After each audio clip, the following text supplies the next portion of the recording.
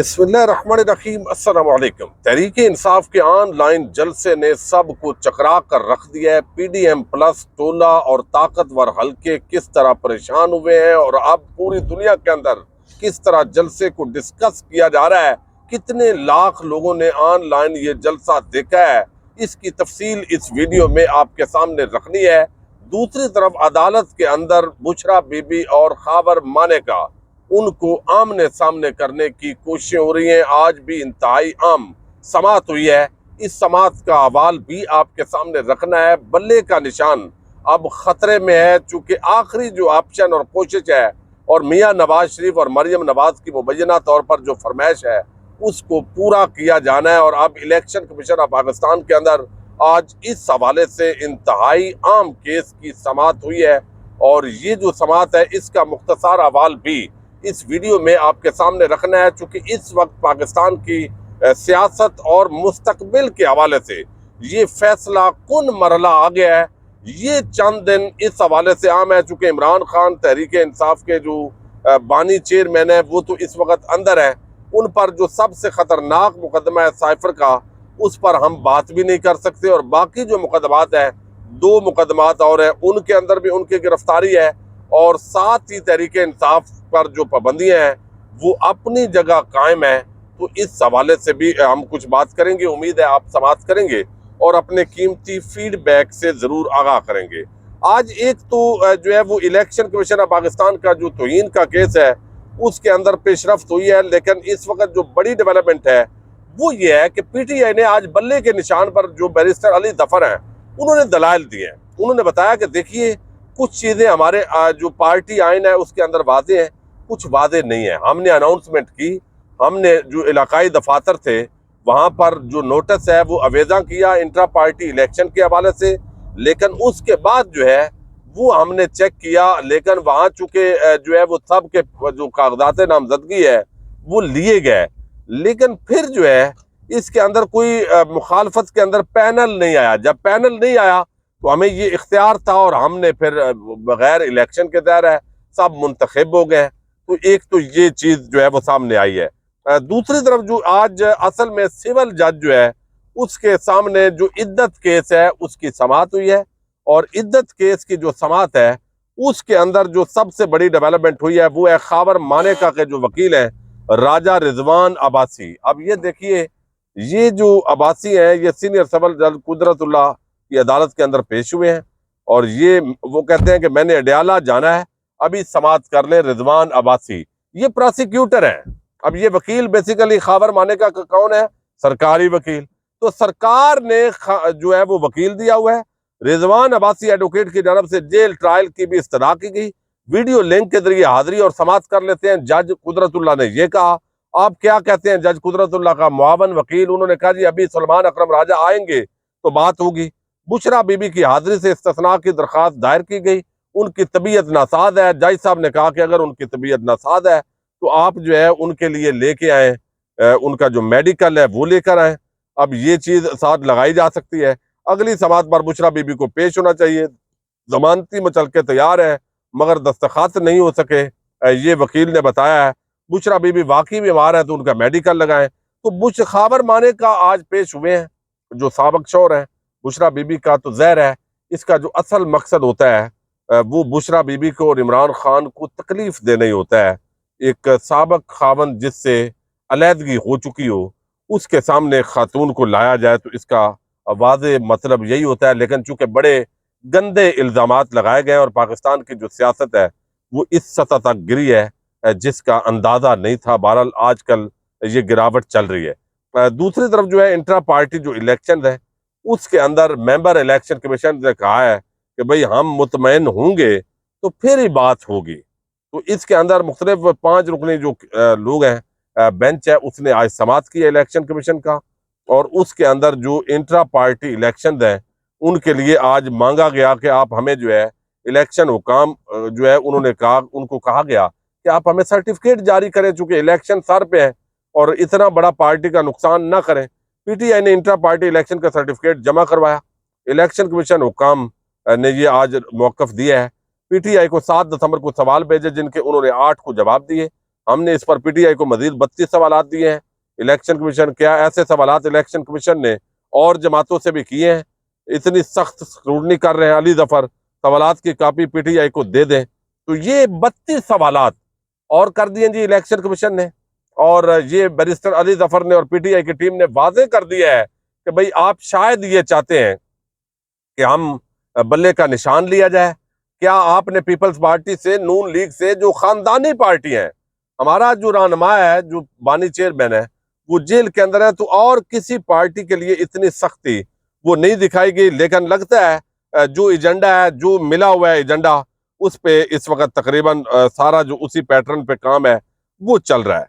लेकिन आज जो सबसे बड़ी डेवलपमेंट है और रात गए से जो सबसे बड़ी खबर है और पूरी दुनिया के अंदर जो मीडिया है इसको डिस्कस कर रहा है, वो बीबीसी हो, वो वॉइस ऑफ अमेरिका हो, वो दीगर इदारे हों, तो डिस्कशन ये हो रही है कि एक ऑनलाइन जलसा हुआ और उस जलसे ने पूरी पीडीएम प्लस टोले को, वक्त की निगरान हुकूमत को और ताकतवर हलकों को हिला के रख दिया। इमरान खान का बराह रास्त उसके अंदर कोई पैगाम भी नहीं है, चले वो सोर्सेज के जरिए पहुंचा जिन्होंने मुलाकात की, लेकिन इसके बावजूद इतना खौफ, इतना डर कि आप जो है वो कहते हैं कि हमायत कोई नहीं है। यानी एक तरफ आपने हजारों लोगों को जेलों में डाला, तहरीक इंसाफ के बानी चेयरमैन को जेल में डाला, 200 के करीब मुकदमात बना दिए, और फिर भी आप डरे हुए हैं। वर्कर्स कन्वेंशन नहीं करने दे रहे, ग्राउंड पे जलसे नहीं करने दे रहे, इलेक्शन की अनाउंसमेंट हो गई है, वक्त का काजी वो पूरे सिस्टम को उसने हिला के रख दिया है।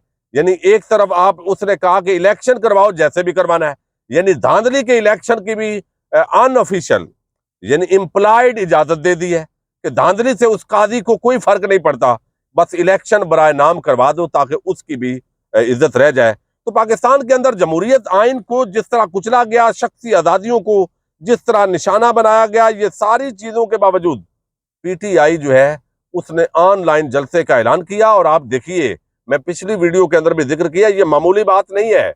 ये मेरे पीछे शाहजेब बैठा हुआ है, ये विलाग करता है जो है वो मोटू दुबई वाला के नाम से। अब यहां पर जो है वो ये चीज बड़ी आम होती है कि जब आप देखते हैं कि पीटीआई के अंदर, मैं थोड़ा सा आपको फिगर दे लूं, ये पीटीआई का जो वर्चुअल जलसा है 1.4 यानी 14 लाख लोगों ने फेसबुक पे इसको देखा है। ये रिपोर्ट तो सुबह की है, अब बदल गई है। 1.2 मिलियन यानी 12 लाख लोगों ने यूट्यूब पर देखा है। 1 मिलियन यानी 10 लाख लोगों ने ट्विटर पर लाइव इस जलसे के अंदर वो शिरकत की है। तो 1.5 मिलियन यानी 15 लाख लोगों ने ट्विटर स्पेस पर इस जलसे को सुना है।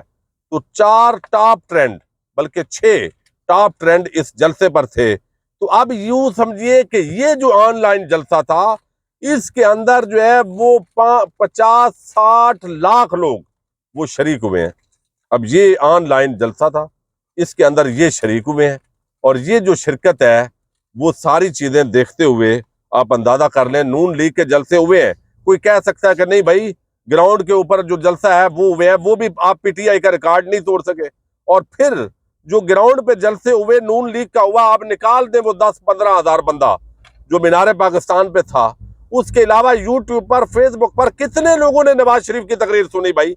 रोज मरियम जलसियां करती है छोटी छोटी, जो एक मैं समझता हूं छोटा सा यानी शेर अफजल मरवत का मुकाबला इस वक्त बिलावल और नवाज शरीफ करने की पोजीशन में नहीं है। तो भाई बजाय इसके कि आप एक पार्टी को दीवार से लगाएं, और अब इंटरनेशनल सतह पे आप देखिए इस हुकूमत का और इस हुकूमत के पीछे जो ताकतें हैं उनका आप दिमाग चेक करें। यानी दिमाग ये है भाई, ऑनलाइन जलसा था, ये रूटीन की कार्रवाई होनी थी, लोगों ने सुन लेना था। आपने इंटरनेट बंद किया। इंटरनेट जब बंद होता है तो जिन्होंने फोन पे बैठ के रात को जानो जानो करना होता है, और जिन्होंने कॉलें करनी होती है, जिन्होंने मैसेजेस करने होते हैं भाई, जिन्होंने मुख्तलिफ जगहों पे, तो वो जब जानो मानो से उनकी बात नहीं हुई तो लाजमी बात है उनको भी गुस्सा आया कि ये आज नेट क्यों स्लो है।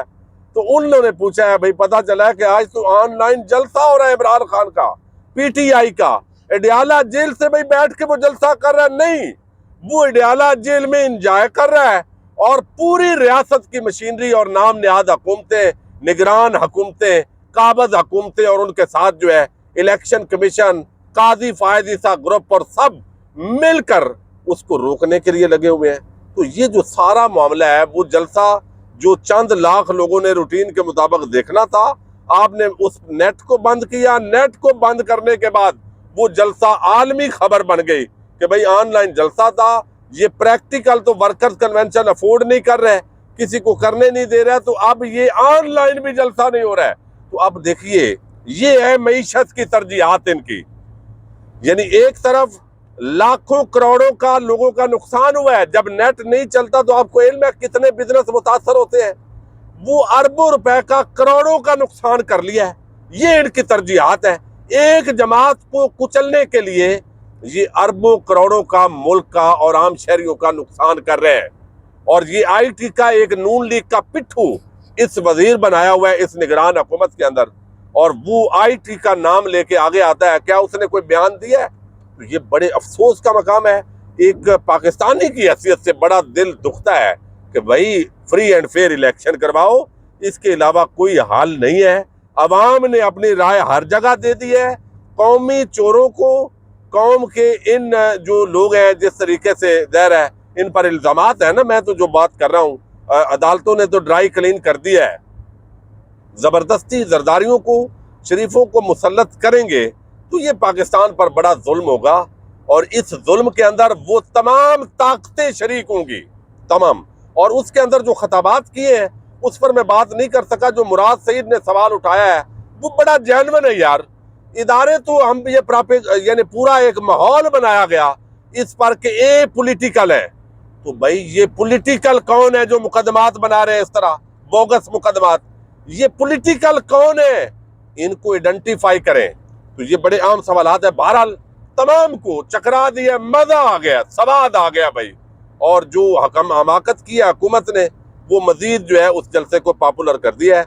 पीटीआई की सोशल मीडिया टीम एक मरतबा फिर आगे गई है और पाकिस्तानी अवाम ने अपने जो जज्बात है उनका इजहार किया है। इजाजत दीजिएगा, अल्लाह हाफिज।